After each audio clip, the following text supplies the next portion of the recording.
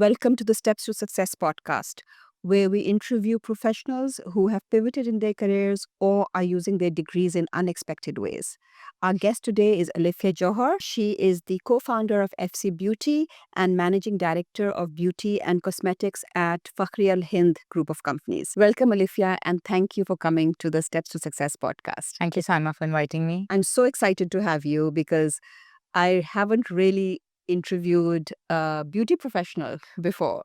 So tell me what led to you entering the beauty industry? Actually, the whole trajectory is very different. I've studied bachelor's in interior designing, and after graduation, I worked for a little while, and then I joined the family business. And because of the customer demands, it started. It led us to research cosmetics products, and that's how we onboarded the first brand, Misha. And that is where I learned about the beauty products as such. I wasn't into skincare before, but then when I started learning about it, and I realized how much of benefits it has and how beneficial it is, and like how skin can change and how it works, it led me to do more research. I even did a certificate course in professional makeup artistry just to understand more about how the whole makeup scene works and stuff like those. So yeah, it's been a very different journey for me. So, what was your family business before you started the vertical for beauty? So our business, Fakhri Al Hindi Group, is a 60-year-old business. We are celebrating our 60th year this year. Congratulations. Alhamdulillah. And we were before into many things, but then for the past 40, 50 years, we have primarily been into fashion jewelry. So we have more than 50,000 designs of fashion jewelry available. So it was still in the fashion industry, in the Yes. beauty industry. Yes.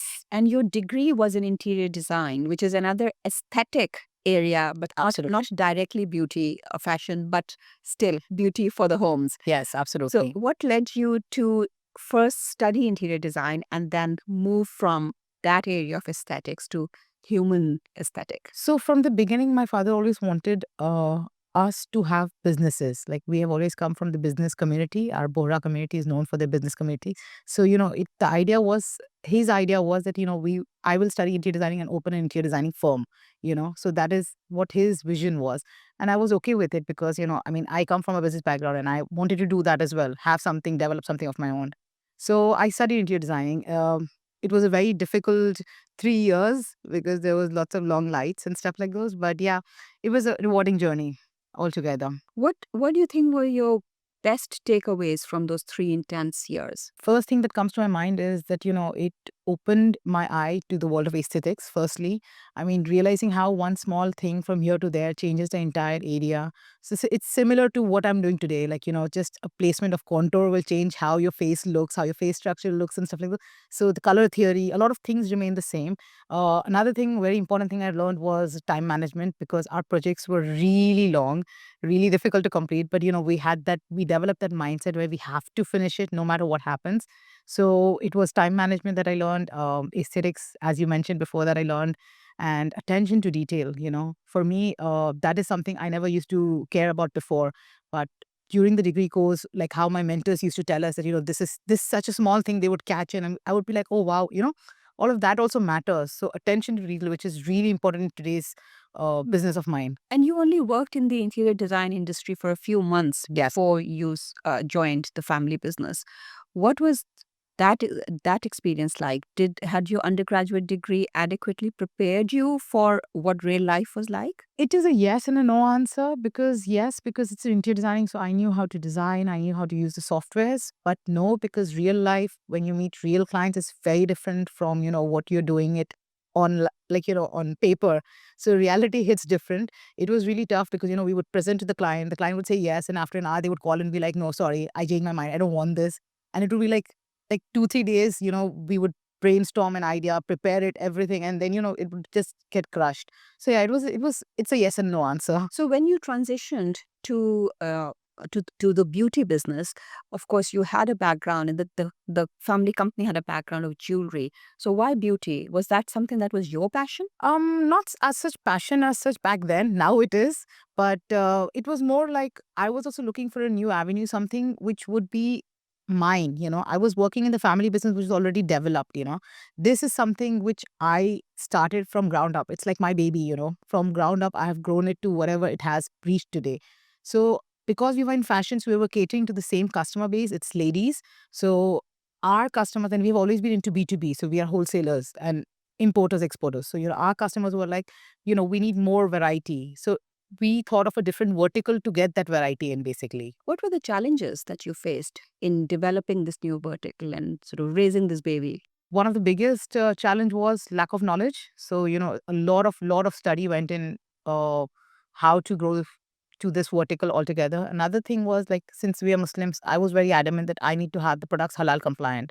So that means there should be no alcohol in it. It should have no animal ingredients in it. And a lot of brands do not care about that. So when you approach a new brand and you're talking to them about partnerships and then you put in these clauses, they're like, what is this? So we spoke to around 20 plus brands, and finally it worked out with Nisha, which was a very big brand back then also. Today it's available in 50 plus countries across 32,000 stores, but back then also it was available in 20, 30 countries. We've been with Nisha for the past 9 years. And this is a Korean brand. It's a Korean brand. It's halal compliant. It is not halal compliant. It's got a lot of products which are not halal compliant, but the ones we are bringing in are 100% halal compliant. So we were very strong on this aspect from day one, and very transparent with them that if it has this ingredient, we'll not be bringing it in.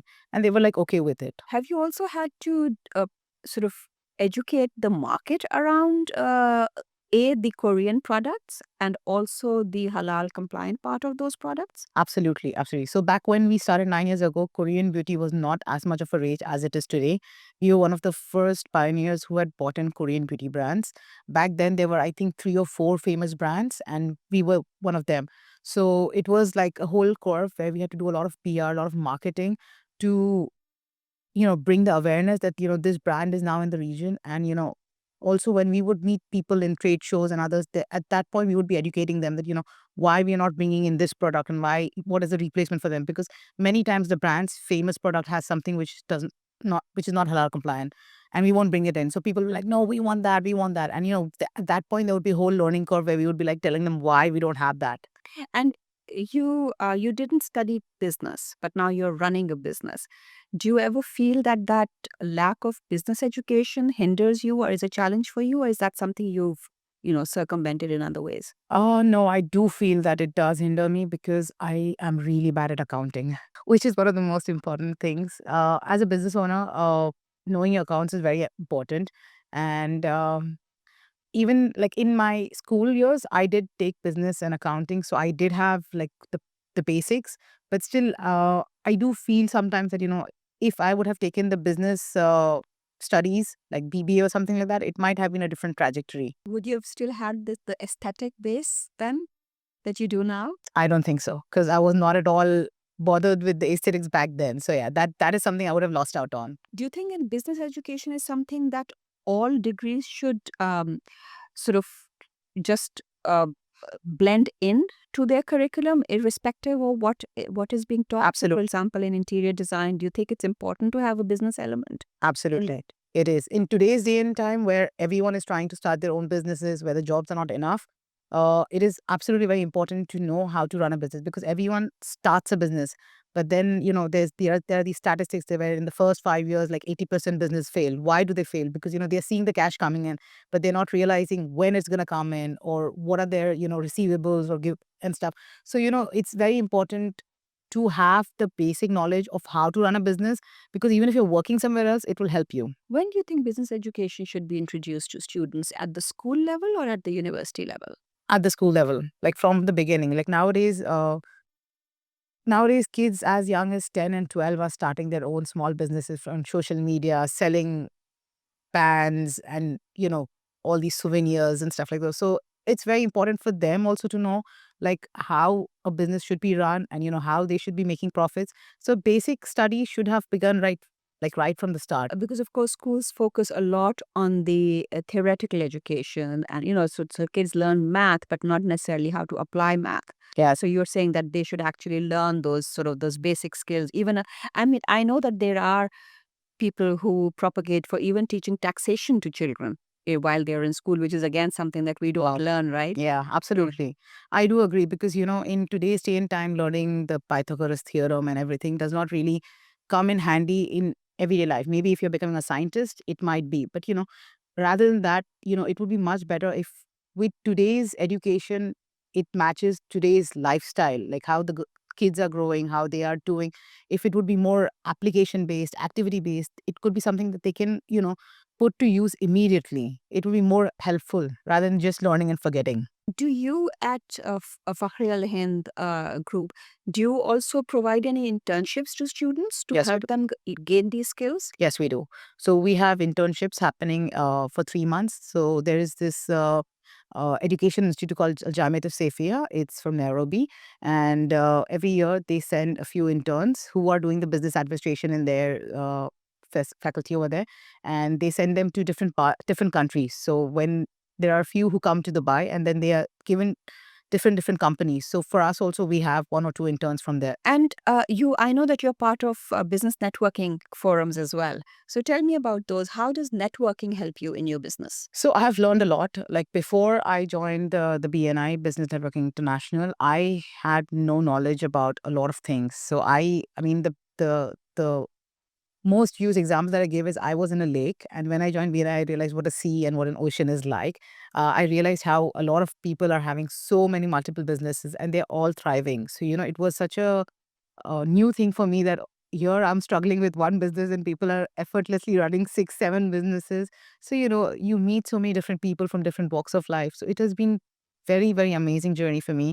Like truly life changing for me. Like it changed my entire perspective of how to do business basically. What was the one key learning that you feel you had through your BNI journey? One of the key learnings that I learned through my BNI journey, I mean, there've been so many actually. It's that, like many times before when I would face a hurdle, I would be like really disheartened, like thinking that I'm the only one. Why is this happening to me, sort of thing. But now, I mean, when you speak to other business owners and they're like, oh, yeah, we are going through the same thing. So you feel like a community, you feel like you're not alone, which is one of the biggest problems a business owner faces.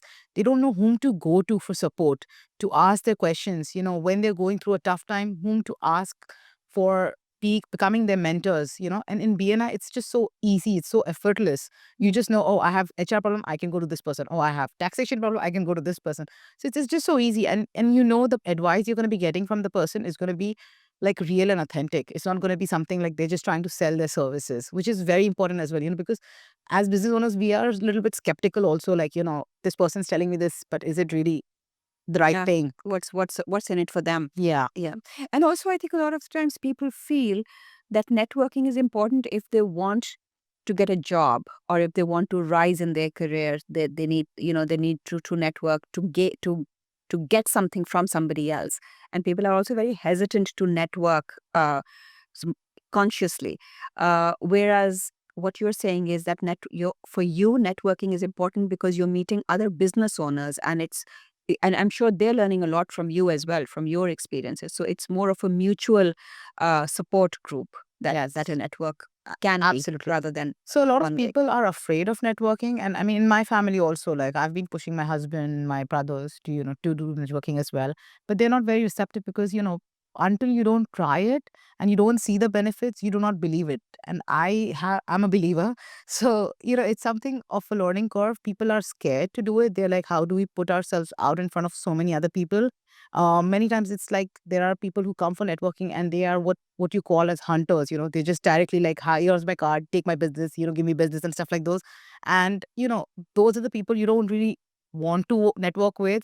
You're not very interested. So it's an art basically how to network also. You have to build relationships. It's not just about like, hi, this is my business card, just call me Yeah. when you need me, sort of Yeah. thing. When you need my services. It's not like that. So basically networking is something which is not just one thing. It's not just going to a place and just meeting people. It's like a whole thing where you build those relationships. Do you think some people find it difficult to build those relationships because they're in the hunter mode, or is it just because they don't really understand what they're going in for? I think it's because they don't know what networking is. Many people just think that, yeah, okay, I'm going for this networking event. I need to meet like maximum number of people. I need to let them all know what I do because the minute they know, they're going to give me business. That's the mindset people have. So it's with time that you learn that that's not how you will get business. It is more of a slow approach. It's once you build the relationship, the trust comes in, then you feel like, giving the business, then you feel like asking your friends to give the business. And so, it's a process which I feel a lot of people don't know. And that's why they go into that hunter mode, because it's not something they're doing consciously, it's just an unconscious thing. And they want to get the maximum for their time that Yes. they're giving in. Yes. Moving gears a bit, you work in a family business in something that was traditionally a very wholesale business. Was that a very, although it was for women, was it something that was more male dominated or more female dominated, the business itself? So the fun thing is, still today it is male dominated. So we are based out of Dera, and in Dera, like, all store owners, all the customers, majority of them are still males. So they are buying products for their stores, right? So yeah, it is pretty male dominated. Was that a challenge for you when you started? Again, it's going to be a yes and no question. Yes, because people don't take you seriously, but no, because I had my family to protect me from any outright, someone belittling me or something like that. So it was I could see it in their eyes that they don't believe what I'm saying, but then because there are others around, they could not say it out. What about in terms of the personal, the way you turned up, your personal skills? What kind of skills and habits did you feel that you had to perhaps change or shift in order to be taken seriously? Apart from, of course, the fact that you had your family support, but that can only take you so far, right? At the end of the day, it's you who's being taken seriously. Again, it was a learning curve. Like, when they would again and again see me talking about a product, explaining the benefits, explaining how what could go wrong, when they saw that, oh, she knows what she's doing, she is an expert in her field, she's not just trying to sell products, but she knows exactly what ingredient does what and why it's good. That's when people started taking seriously. Then came in a bit of PR. I got a lot of, I mean, alhamdulillah, I got a lot of free PR happening, where people were asking me for comments and stuff like those. Again, that is also through networking, where you meet people who know people who know people. So that way.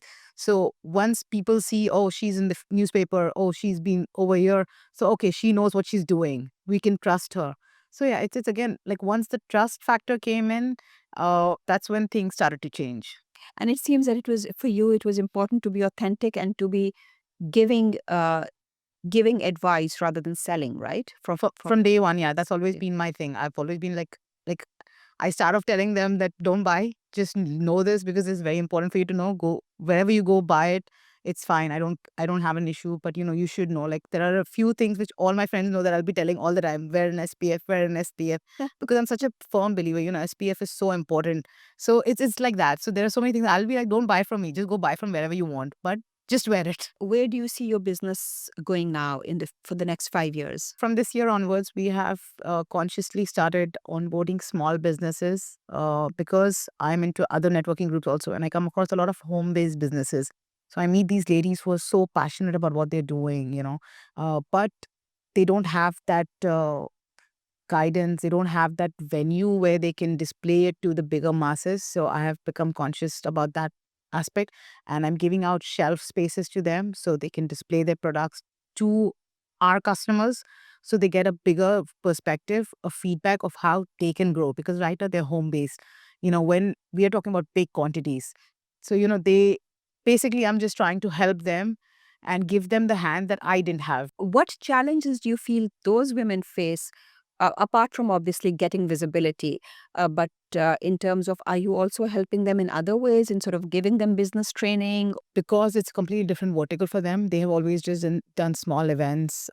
They've made few products and just sold it out. So there's a lot of learning that they have to do, which I'm like, whenever I'm meeting them, I'll be explaining to them and stuff. And but also the other thing is that they have started thinking of things differently. Like, when you're going into a retail aspect, you have to think of profit margins for the retailers. You have to think of the registrations, how to legalize your business, and a lot of other aspects come in. So, all of that is like a work in progress for them. What has been your learning from this initiative? I mean, it's absolutely fulfilling, because, doing something to help others makes you feel really nice. So, I mean, I have been doing this business for so long. So I was sort of getting bored of the same old thing. So this has brought in a new challenge. So for me, the learning is how to, with their constrained budgets, how can I brainstorm for them to grow their business. Wow, that's quite. I see a lot of potential for your growth. Then, so that's your immediate sort of goal to help develop this side of your business, Yes. so the retail for other women. What's the longer term 10-year goal? I Where do I you see I mean, this? I see this only growing to that scale where I'm opening stores in malls and helping lots and lots of other businesses get space, because like everyone's dream is to have a space in mall. We had a kiosk in mall, and we opened a kiosk, and next month COVID hit. So, so we had a very bad experience with that. But then, Alhamdulillah, we just after that we signed up with Watson. So it wasn't a big loss for us because we are still there in the Dubai Festival City where our first kiosk was, and so that is where I aim to build this whole initiative too, where I can support all these small businesses who are so passionate and they are really doing their best to reach that level.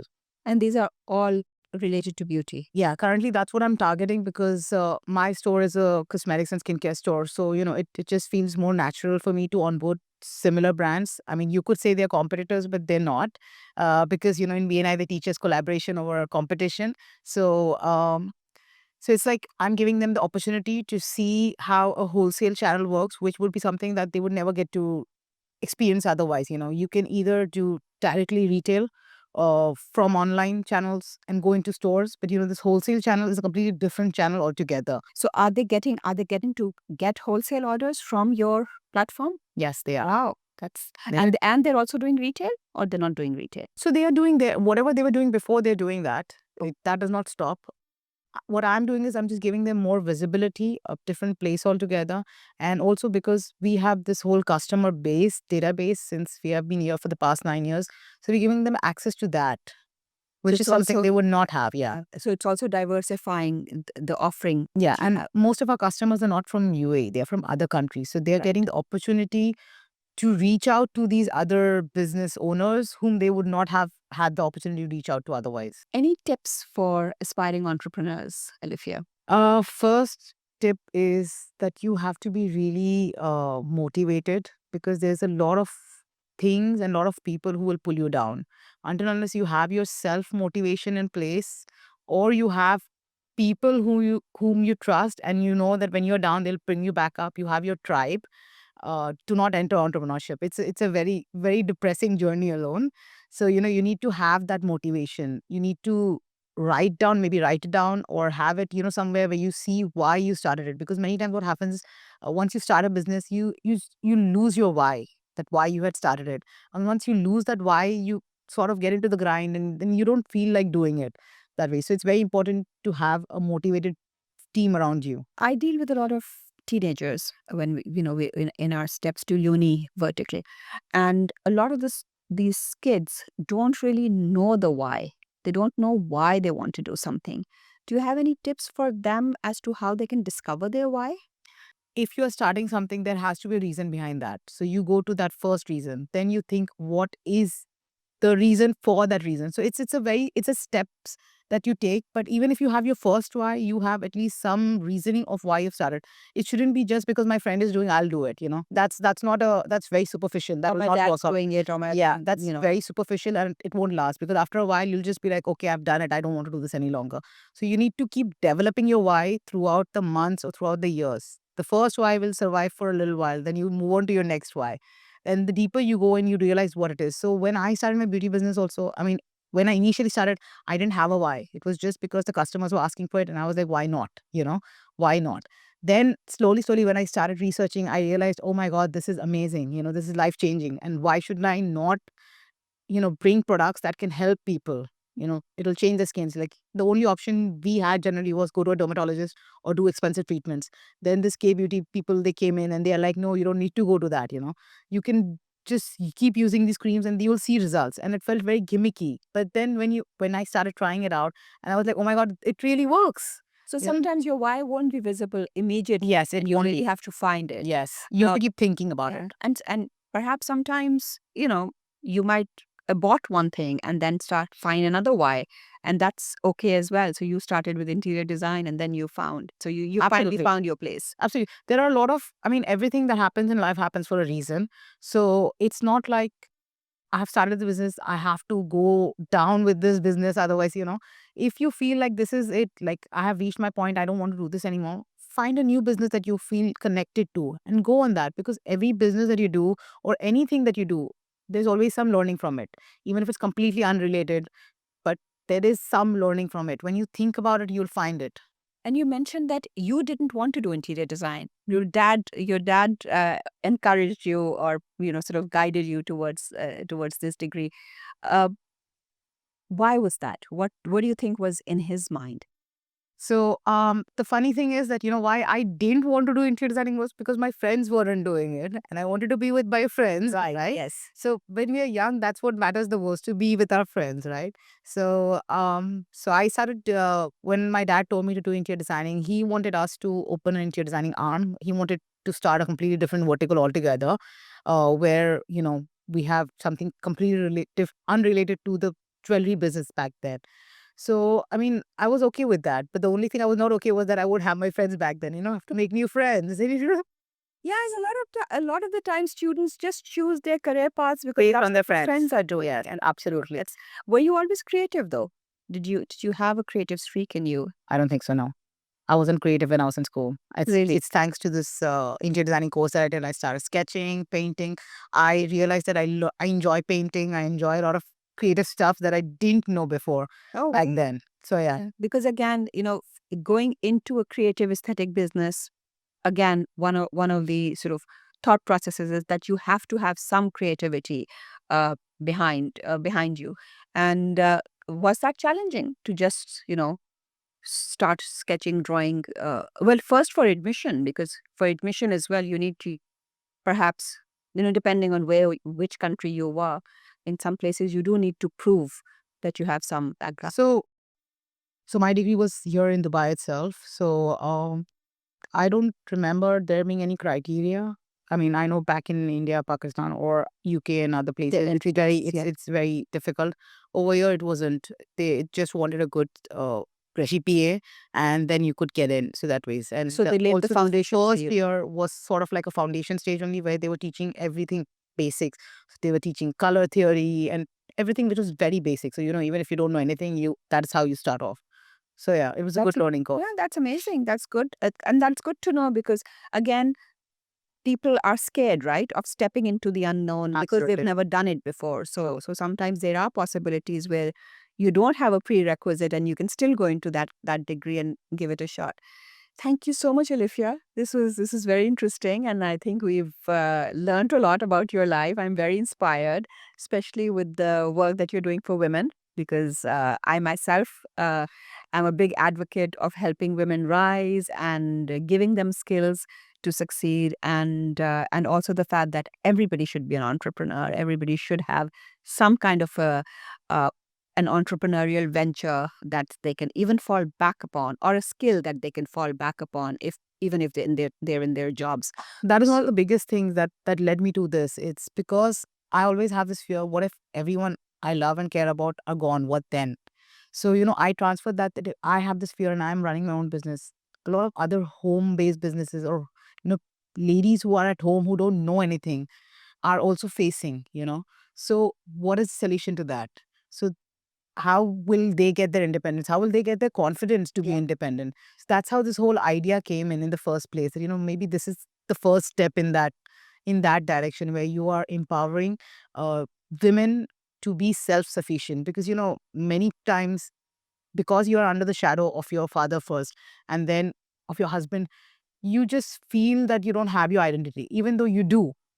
So it's just like walking out of that, coming out of that is something that I'm very passionate about, basically. Yeah, amazing, and so am I. So yeah, and also I think because for women, because they have to prioritize their homes, their children. Sometimes it's not always possible for them to Yes. step out of the house at all stages of their life and get a 9 to 5 job. So entrepreneurship is something that can be such an empowering move for them, provided they get the platforms. And I think, it's amazing that you're providing this platform.